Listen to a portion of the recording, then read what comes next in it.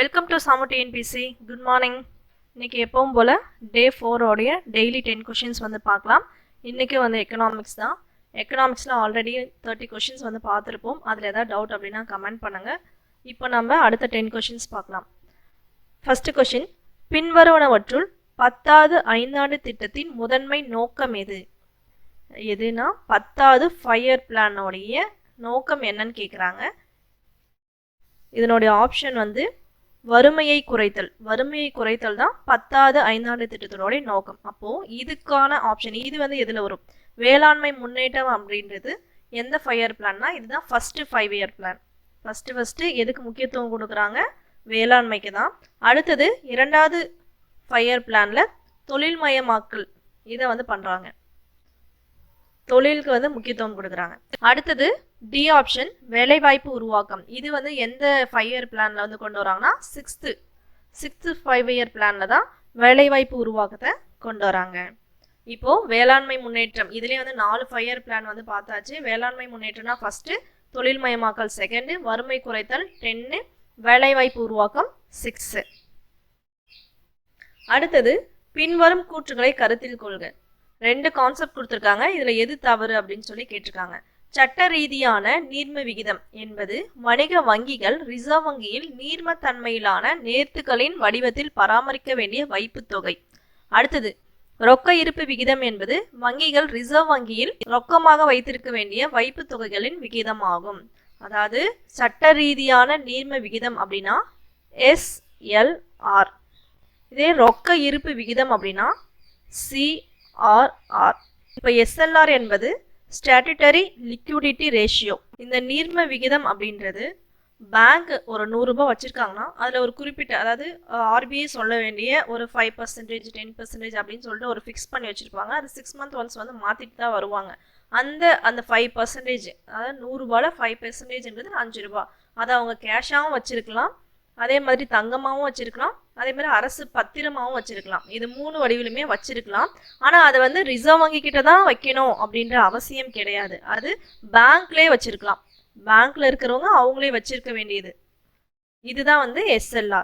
இதுவே CRR, அதாவது ரொக்க இருப்பு விகிதம் அப்படின்றது அதே மாதிரி தான். இதுக்கும் ஒரு பர்சன்டேஜ் வந்து ஃபிக்ஸ் பண்ணி வச்சிருப்பாங்க RBIல. ஒரு 10% அப்படின்னா அந்த 100க்கு 10%, 10 ரூபாய். அந்த 10 ரூபாயை RBI கிட்டேயே கொடுத்து வச்சிருக்கணும். SLR பேங்க்லேயே வச்சிருப்பாங்க, ஆனால் அவங்க வச்சிருக்கணும் RBI கண்டிஷன் படி. ஆனால் CRR வந்து அந்த ஒரு குறிப்பிட்ட பேங்க் வந்து RBI கிட்ட கொடுத்து வச்சிருக்கணும், ரொக்கமாகவே வச்சிருக்கணும்.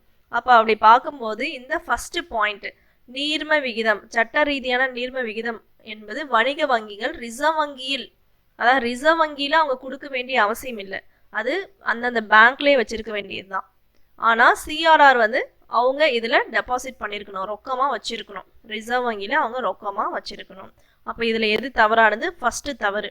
ஏன்னா இது பேங்க்லேயே இருக்க வேண்டியது, RBIக்கு போக வேண்டிய அவசியம் இல்லை. ஆனால் இது வந்து பேங்க்கு RBI கிட்ட ஒரு குறிப்பிட்ட பர்சன்டேஜ், RBI ஃபிக்ஸ் பண்ணுற அந்த பர்சன்டேஜ் அமௌண்ட்டு கொடுக்கணும். அப்போ இதில் எது ஆன்சர் அப்படின்னு பார்த்தோன்னா கூற்று 1 மட்டும் தவறு. அடுத்தது தேர்ட் கொஷின், ரிசர்வ் வங்கியின் இறுதிநிலை கடன் பெறும் வசதி திட்டம் மார்ஜினல் ஸ்டாண்டிங் ஃபெசிலிட்டி ஸ்கீம் எந்த ஆண்டு நடைமுறைக்கு வந்தது? ரிசர்வ் வங்கியின் இறுதிநிலை கடன் பெறும் வசதி திட்டம் எப்போ வந்தது அப்படின்னு சொல்லி கேட்குறாங்க. 2011 தான் இந்த ஸ்கீம் வந்து கொண்டு வராங்க.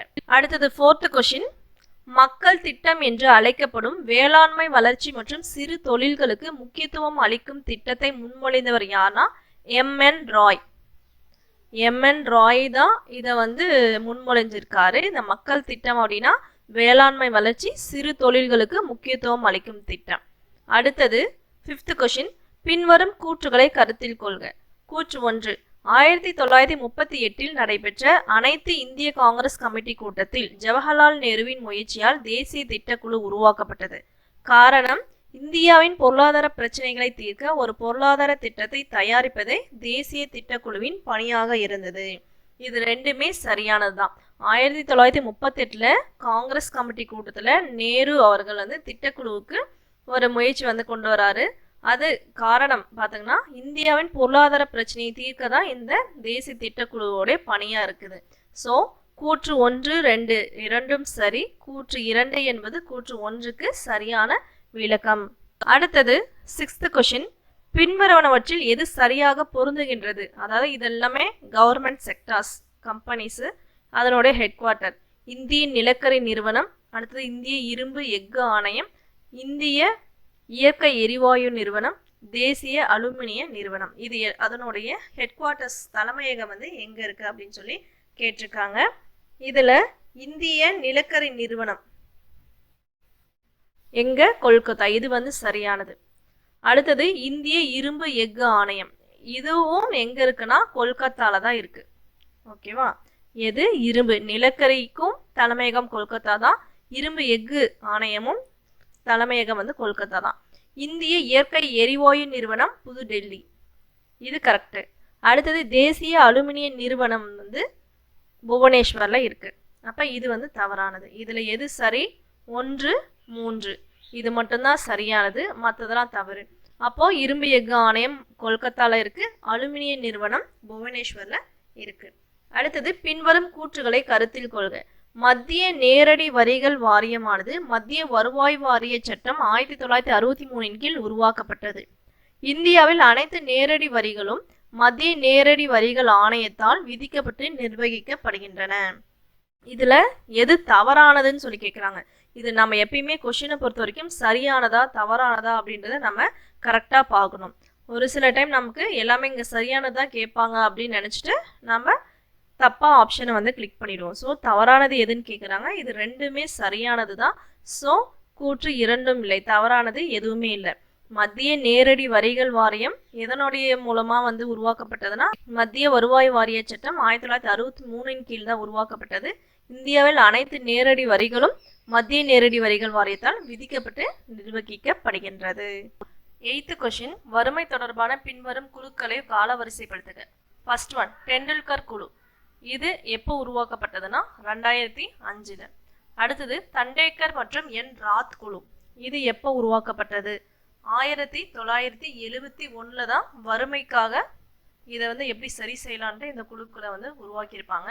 லாக்டாவாலா கமிட்டி, இது எப்போ கொண்டு வந்திருப்பாங்கன்னா 1993. அடுத்தது அலக் குழு, அலக் குழு 1977. அப்போ ஃபர்ஸ்ட் கொண்டு வந்த கமிட்டி எதுனா தண்டேக்கர் மற்றும் ராத், இது செகண்டு. அடுத்து அலக் குழு 4th ஒன். அடுத்தது லாக்டாவாலா குழு 3rd, டெண்டுல்கர் குழு 1. அப்போ 2, 4, 3, 1 ஆப்ஷன் ஏ தான் இதனுடைய ஆன்சர். அதுக்கடுத்தது பார்த்தீங்கன்னா 9th கொஸ்டின். இந்திய உணவுக் கழகம் எப்போது நிறுவப்பட்டது? எப்போ அப்படின்னு பார்த்தீங்கன்னா ஜனவரி 14, 1965 தான் உருவாக்கியிருக்கோம். அடுத்தது 10th கொஸ்டின். தமிழ்நாடு மாநில மனிதவள மேம்பாட்டு அறிக்கை 2017 எந்த வருஷம்? 2017 படி மனிதவள மேம்பாட்டு குறியீட்டில் உயர் மதிப்பில் இருந்து குறைந்த மதிப்பு கொண்ட மாவட்டங்கள். இந்த மனிதவள மேம்பாட்டு குறியீட்டில் ஹையஸ்ட்லேருந்து லோயஸ்ட் எது அப்படின்னாவே மேக்ஸிமம் வந்து கன்னியாகுமரி தான் ஹையஸ்ட்ல வரும். ஸோ ஆப்ஷனை வந்து நீங்கள் இதே மாதிரி ஸ்கிப் பண்ணிடலாம். அப்போ 2 தான் கன்னியாகுமரி வந்திருக்கு. ஸோ இதில் எது அப்படின்னு பார்த்தீங்கன்னா இதுதான் கன்னியாகுமரி, அதை விட கொஞ்சம் கம்மியாக விருதுநகர், அதை விட கொஞ்சம் கம்மியாக தூத்துக்குடி, கடைசியாக சென்னை. இதுதான் இதனுடைய ஆன்சர். உங்களுக்கு இந்த 10 கொஷின்ஸ் வந்து யூஸ்ஃபுல்லாக இருந்தது அப்படின்னா கமெண்ட் பண்ணுங்கள். இதை வந்து அப்படியே நம்ம கண்டினியூ பண்ணலாம். உங்களுக்கு இதில் ஏதாவது புரியல அப்படின்னாலும் கீழே வந்து கமெண்ட் பண்ணுங்கள். இந்த வீடியோ பிடிச்சதுன்னா லைக் பண்ணுங்கள், ஷேர் பண்ணுங்கள். சாமு டிஎன்பிஎஸ்சிக்கு சப்ஸ்கிரைப் பண்ணுங்கள். தேங்க்யூ.